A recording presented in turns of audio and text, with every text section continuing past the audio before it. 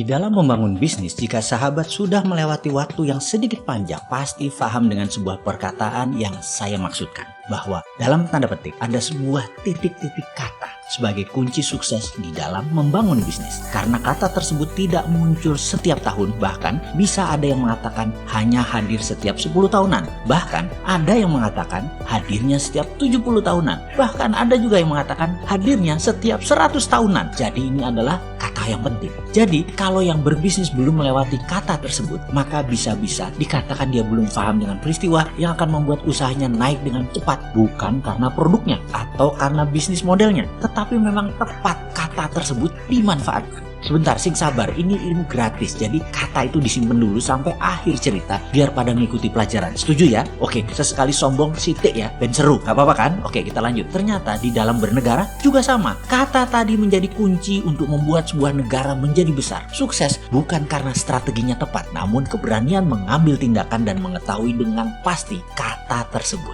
Jadi kembali sebentar ke persoalan bisnis. Bagi yang sedikit panjang mengetahui dan telah menjalankan usaha, pasti paham dengan kata yang akan saya maksudkan tersebut. Itulah mengapa pebisnis atau siapapun usahanya masih di bawah 3 tahunan. Usahanya sering dikatakan masih greenfield, belum dikatakan brownfield. Seperti padi yang mulai berisi, yang warnanya mulai menguning kecoklatan, tanda matang. Kita semua tahu ada 5 hal penting di dalam bisnis yang secara acak kita harus dengan tepat memanfaatkan kelimanya, yaitu pendanaan atau funding, ide, model bisnis, timing, dan tim eksekusi. Jadi kalau ditanya sahabat semua, mana yang paling penting dari 5 faktor tersebut? Dan apa itu 5 elemen yang akan membawa kesuksesan? Sebuah review dari top 200 perusahaan di Forbes mendapatkan hasil survei sebagai berikut. Nomor 1, funding itu 10% nilainya. Model bisnis 18%, ide bisnis 20%, tim eksekusi 22%, timing atau momentum 30%. Disinilah sahabat, jika Anda ingin menjadi terdepan, sukses, Anda bisa melihat bahwa momentum adalah faktor paling dominan untuk Anda meraih sukses. Jadi yang dimaksud dengan kata dalam tanda petik adalah momentum atau timing. Begitu juga kembali lagi di dalam bernegara. Momentum yang ada saat ini yang terjadi di dunia tidak terjadi dalam kehidupan kita 2 kali, percaya. Bahkan ada yang meyakinkan bahwa peristiwa ini, versi Amerika loh ya, ada peristiwa ini, peristiwa yang hadir 70 tahunan sekali. Trump itu dianggap pahlawan oleh sekelompok manusia kuat. Lawannya Bilderberg sebagai jubile, sang pembebas, seperti Harry Truman 70 tahun yang lalu. Sehingga memungkinkan Trump menyerang Tiongkok, punya legitimasi yang membuat perang dagang dan perang-perang lainnya bisa berkelanjutan. Di sisi COVID, jika ini adalah pandemik alami yang terjadi 100 tahunan sekali, jika dipertimbangkan hanya Spanish flu yang pembandingannya tepat 100 tahun yang lalu adalah 1918. Kalau yang percaya ini adalah by design, seperti halnya Ebola, SARS, dan sekarang COVID-19, di mana globalis adalah dalangnya, itu pun jarang terjadi momentumnya. Jadi bisa dibayangkan betapa gregetannya orang bodoh seperti saya melihat peluang itu tidak diambil oleh Indonesia. Bahkan banyak yang tidak melihat sama sekali bahwa ini adalah peluang. Saya sampai bingung itu pejabat pada lihat apa sih kalian? Itu politikus kok nggak melihat juga? Bahkan oposisi nggak melihat juga. Bahkan masyarakat generasi senior yang katanya banyak pengalaman, banyak juga yang nggak melihat apa-apa. Yang terakhir, generasi yang nggak suka baca, generasi micin, lebih nggak melihat lagi. Bayangkan, Tiongkok Amerika perang, dunia lagi dilanda COVID-19.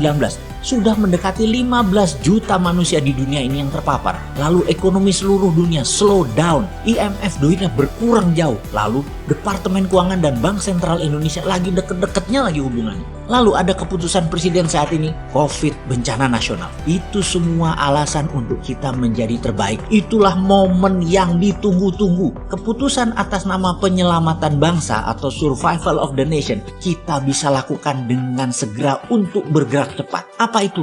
Ganti pejabat semua dengan yang muda-muda termasuk Menteri Keuangan. Jenderal lapangannya dalam kondisi begini adalah Menteri Keuangan yang menurut saya sangat penting. Dan saat ini tidak cocok. Dia itu cocoknya untuk ekonomi lagi keadaan normal atau mungkin sedikit krisis. Tapi economic at war, beliau rasanya harus sudah diganti. Tiongkok saat ini lagi nggak terlalu fokus dengan dunia luar. Di dalam negeri udah ada bencana. Begitu juga Amerika, di dalam negeri bencana, yaitu ada COVID. Di luar negeri juga mereka akan perang. Begitu juga IMF, begitu juga World Bank.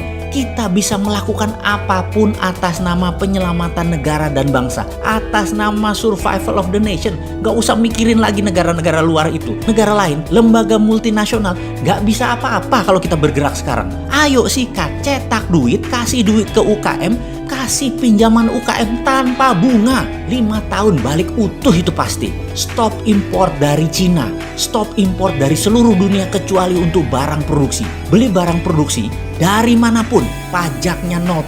Gelontorkan 1.000 triliun per tahun untuk UKM produksi. Jangan kasih ke UKM dagang, jangan kasih ke UKM impor, jangan kasih ke barang-barang komersial. Utamakan sektor produktif pertanian. Misalnya kapal nelayan, bangun kesehatan, pangan, teknologi, olah mineral, bahan baku, permesinan, teknologi aplikasi, dan lain sebagainya. Momentum seperti saat ini gak kembali lagi dalam waktu yang lama. Kalau sampai 1 tahun ini pemerintah tidak memanfaatkan, maka mungkin sampai waktu yang lama hujatan akan terus menjadi beban kalian karena kalian tidak mengambil momentum yang extraordinary ini. Jangan sampai mengatakan kami tidak tahu di suatu hari nanti anak cucu kalian dan keturunan bangsa ini pasti ngeledekin kalian, tak akan pernah berhenti ngeledekinnya. Sebagai bukan pembela NKRI lah, nggak Pancasilais lah, dan kalian itu menyatakan diri kalian Pancasila, akhirnya hanya di mulut doang, bukan di tindakan. Buktinya momentum ini adalah momentum memenangkan Pancasila, kalian tidak melakukan apapun. Kami rakyat butuh tindakan, keberanian membela dalam arti sebenarnya. Kami capek mendengar retorika, kami capek mendengar narasi politik, sudah cukup enak kami mendengarkannya. Kami lapar, Bung.